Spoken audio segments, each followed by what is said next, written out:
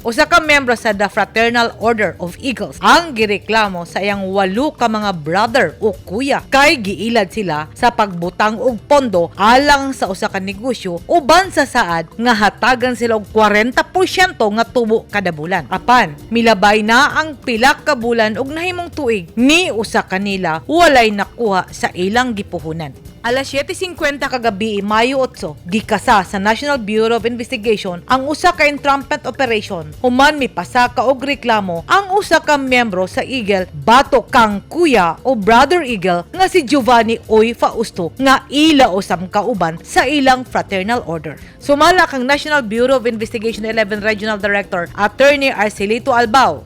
Large scale and syndicated stapa, ma'am. Mga nabiktima niya, kani siya member sa kaning Fraternal Order of Eagles or Philippine Eagles. Ang iyang mga biktima, member po sa kanang fraternity and naay mga unom ka police officers nga naka-invest. Ang racket, ma'am, is inani. Magbutang siya, allegedly, magbutang siya kaning night market, then mag-invite siya mga investor para iyahang magtinda dito. Ang minimum investment is 200 to 300,000, but mga investors na nagreklamo dito sa NBA, mga niabot mga 20 katao. Ang estimated nga amount nga nakuha niya is mga 20M na po. Kaya naiuban nga millions ang gi-invest. Ang himuon niya mag-open of kining night market. So i-open niya part of the scheme. Kuhaan to niyang imong gi-invest nga kwartag a portion of that. Then mautoy ipadaga niya open sa night market para rentahan nitong pwesto. Then after few days mawala na siya, dili na nimo siya makontak. So maghimo na po siya laing Facebook page, opening another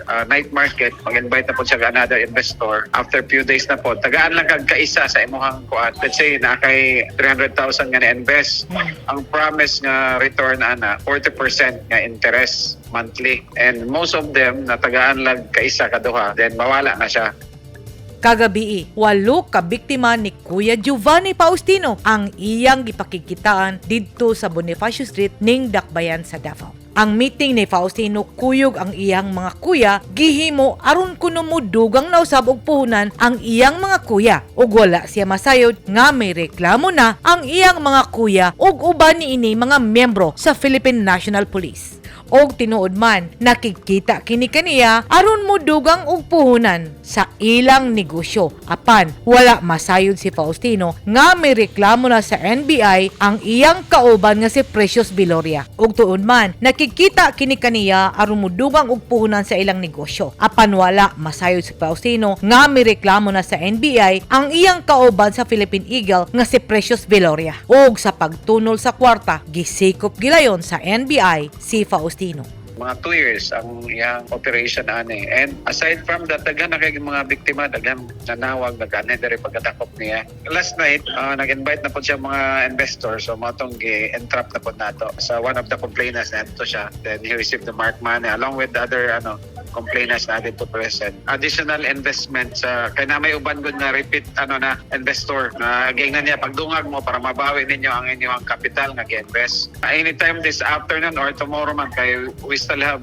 36 hours to file kay non-bailable man eh. Ang 20 ma'am wala na nakapile pag complaint ng kagabi lang, nag-focus lang mi sa entrapment. 8 ka complainants kagabi. Sumala pa ni NBI Director Albao sagad sa mga biktima ni Faustino iyang mga kuya sa Eagles. Sa imbestigasyon sa NBI, mukabat na sa 20 ka mga kuya ni Faustino ang iyang nabiktima sa iyang gitukod kuno nga negosyo. Na ay pipila nga nakadawat kaisa lang, samtang ang uban wa kyoy nadawat. Hinungdan nga large scale estapa ang iyang atubangon nga kaso sa korte. Gipasaka na sa NBI 11 ang kaso batok ni Faustino kaganina. Nanawagan ang NBI sa mga biktima ni Faustino nga mopasaka og reklamo. Sa mga luag ug panudlanan, unta dili kita magpataka-taka og hatag sa atong kwarta o mag-invest og negosyo nga walay karong kontrata. Dili ta masulaw sa saad nga 40% kada bulan nga interest. Kaysa bangko man gani 12% lang kada tuig. Daghan na ang nailad sa investment scam ug hangtod karon wala pa nahuman ang ilang kaso ug daghan sa biktima na putos pa sa utang.